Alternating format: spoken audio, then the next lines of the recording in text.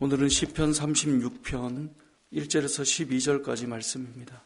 오늘 본문 시편 36편은 이 전반부는 악인에 대한 모습이고 후반부는 하나님의 백성들, 의인들의 삶이 어떠한가를 보여주고 있습니다. 먼저 악인들의 특징을 보니까요. 1절에 하나님을 두려워하는 빛이 없다라고 되어 있습니다. 우리가 흔히 믿음의 사람들은 하나님을 경외하는 사람이다라고 그러죠. 저와 여러분들은 하나님을 경외하는 자들이에요.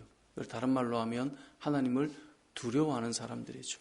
우리가 하나님 앞에 인생을 살아갈 때 하나님을 두려워할 줄 아는 마음, 그건 우리의 신앙을 절제하고 또 하나님의 뜻을 따라 살게 하는데 아주 유익한 마음이죠.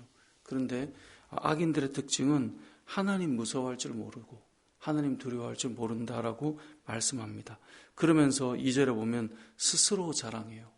그러니까 하나님을 경외하고 두려워하는 자들은 하나님을 자랑하고 은혜를 고백하는데 악인들의 특징은 일단 하나님을 무서워하지 않고 자기 스스로를 자랑해요. 그리고 이렇게 말해요. 자기의 죄악은 드러나지 않는다. 죄를 짓고 있는데요. 대수롭게 여기지 않아요. 다른 사람의 죄에 대해서는 아주 민감하고 예민하고 발이 빠르지만 자신의 죄에 대해서는 예민하거나 민감하지 않아요. 왜냐하면 그게 크게 드러나거나 크게 문제가 된다라고 여기지 않기 때문에 그렇습니다. 그 입에서 나오는 말은 죄악과 속임이다라고 말씀하고 있어요. 그래서 그는 지혜를 가지고 선행을 행하는 것이 끝이 나 있는 사람, 그것이 이제 멈춰져 있어요. 그리고 4절에 보면 그는 그의 침상에서 죄악을 꾀해요. 아무도 없는 혼자 누운 그 자리에서 그가 생각하는 것은 선을 향한 생각, 하나님을 향한 비전, 하나님을 향한 마음, 이게 아니에요. 누워서 침상에서 죄악을 꾀하고 있어요. 그의 머릿속에는 하나님께서 기뻐하지 않는 마음들로, 생각들로 채워져 가요. 그래서 스스로 악한 길에 서고요. 악을 거절하지 않아요. 이거 하면 안 되는데 그걸 거절하지 않아요. 그것을 뭔가 우리가 스스로 하지 않더라도 누군가 제안을 하면, 누군가 말을 하면 그 길로 그냥 가는 것이죠. 1절에서 4절까지의 모습은 우리가 믿음으로 살아간다라고 말하지만 우리도 이러한 모습은 없는지 우리가 살펴봐야 될 모습이겠죠. 하나님을 경외함은 없는가? 나는 경외하고 살아가는가? 내가 하나님을 경외하고 살아가면서 스스로 자랑하며 살아가는 자는 아닌가? 내가 죄를 지으면서 다른 사람의 죄의 모든 것들은 이야기하지만 정작 나의 죄는 드러나지 않은 채 그렇게 가려진 채 살아가고 있지는 않은가?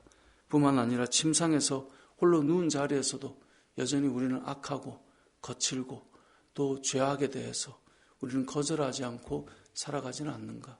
이것을 전반부를 통해 살펴봐야 되겠죠. 후반부를 보면 5절부터는 하나님의 백성들은 그럼 어떻게 살아가는가?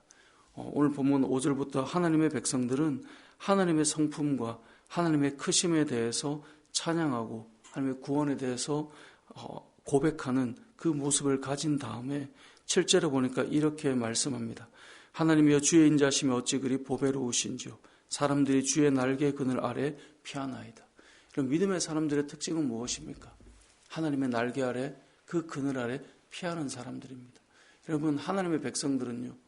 그 인생을 살아갈 때 자신의 힘으로 인생을 열어가는 자들이 아니라 피할 바위가 되시고 그 그늘 아래, 그 크신 날개의 그늘 아래 들어가 그 은혜를 입고 살아가는 사람들입니다. 저와 여러분의 삶을 하나님께서는 오늘 하루도 보호하시고 인도하실 것입니다. 그리고 8절은 이렇게 고백하죠. 주의 집에 있는 살찐 것으로 풍족할 것이라. 주께서 주의 복락의 강물을 마시게 하리이다.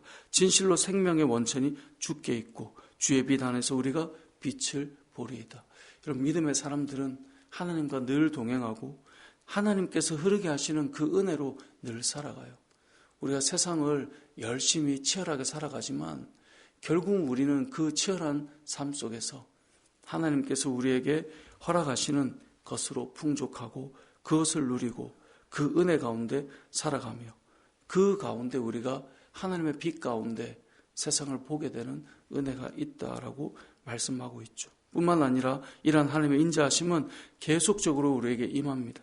10절에 보니까 주를 아는 자들에게 주의 인자하심을 계속 베푸신다라고 말씀하며 11절 12절에 보면 그 전반부에 나오는 악한 자들이 결코 의인들을 건드리거나 넘어뜨리거나 결코 우리를 무너뜨리지 못한다라고 말씀하고 있어요.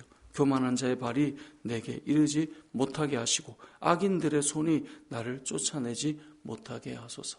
우리를 보호하시고 인도하신다라고 말씀하고 있습니다. 말씀을 보면 시편은 노래잖아요. 악한 자들의 삶은 이러하고 우리 의인들은 하나님의 은혜 아래 살아가는구나 이렇게 고백하죠. 이런 믿음의 사람들의 삶을 보십시오.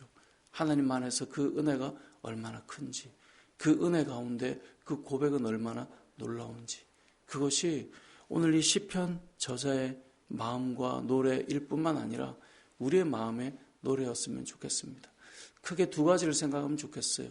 악인들은 하나님을 두려워할 줄 모른다. 여러분, 우리가 목사나 아니면 교회 직분을 가진 자들이나 신앙생활을 오래 한 사람들도요, 범죄할 때는 항상 하나님 무서운 줄 모르고 살 때 그런 일들이 일어나요. 저와 여러분이 하나님을 경외하는 사람이 되었으면 좋겠고요. 그리고 하나님의 그늘 아래 하나님께서 우리를 풍성케 하시는 그 은혜를 구하며 살았으면 좋겠는데요. 우리가 왜 이렇게 새벽에 기도하며 살아갈까요?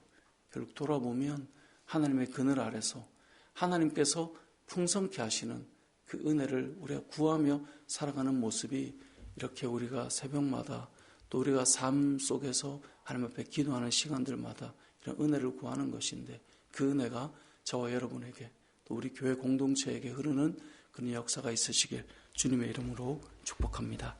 아멘.